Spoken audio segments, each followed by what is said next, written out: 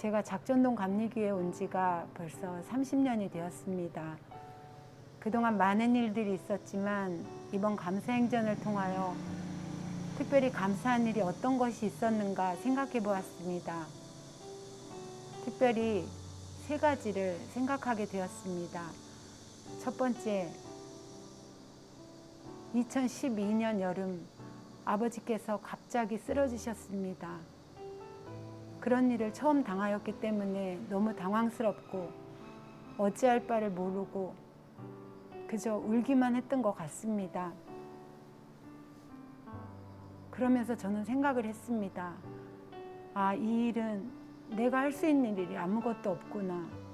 그래서 저는 중보기도팀과 우리 성도님들께 중보기도를 부탁드렸습니다. 저는 아버지 병간호를 해야 했기 때문에 병원에서 지냈습니다. 하루하루를 지나면서 저는 놀라운 일을 경험하게 되었습니다. 아버지께서 거동도 못하시고 눈만 깜빡이셨는데 하루하루 몰라보게 좋아지는 모습을 저는 볼 수가 있었습니다. 마음의 평안을 얻었고 불안함도 없어지는 것을 저는 느끼게 되었습니다. 아버지는 빠르게 회복하셨고 건강하게 퇴원하실 수 있었습니다. 두 번째로 저에게 어려움이 찾아왔습니다.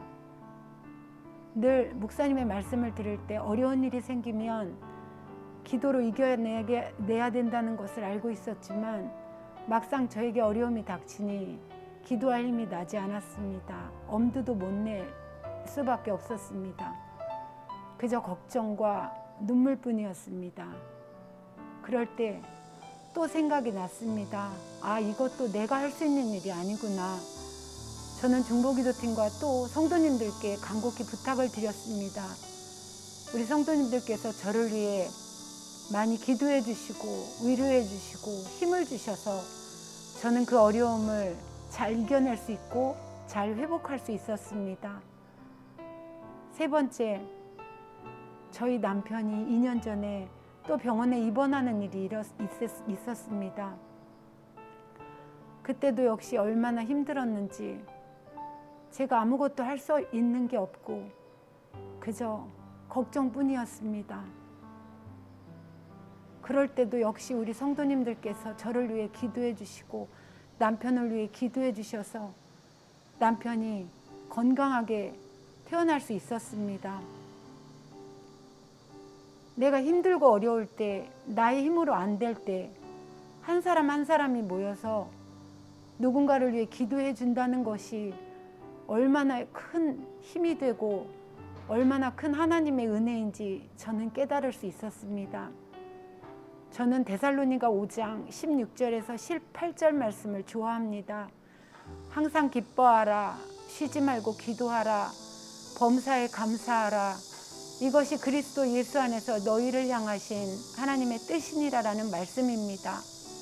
우리는 살면서 항상 기뻐할 수 없고 쉬지 않고 기도할 수 없고 범사에 감사할 수 없습니다. 하지만 하나님께서는 기뻐할 수 없을 때 기쁨을 주시고 기도할 수 없을 때 기도할 힘을 주시고 감사할 수 없을 때 감사한 일을 주시는 분임은 저는 확신할 수 있습니다.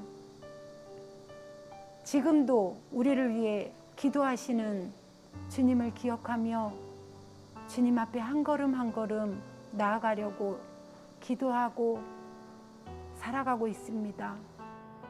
늘 우리를 위해 지금 이 시간에도 기도하시는 주님을 생각하면서 주님이 인도하시는 대로 한 걸음 한 걸음 나아가려고 합니다.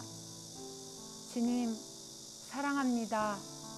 주님 감사합니다.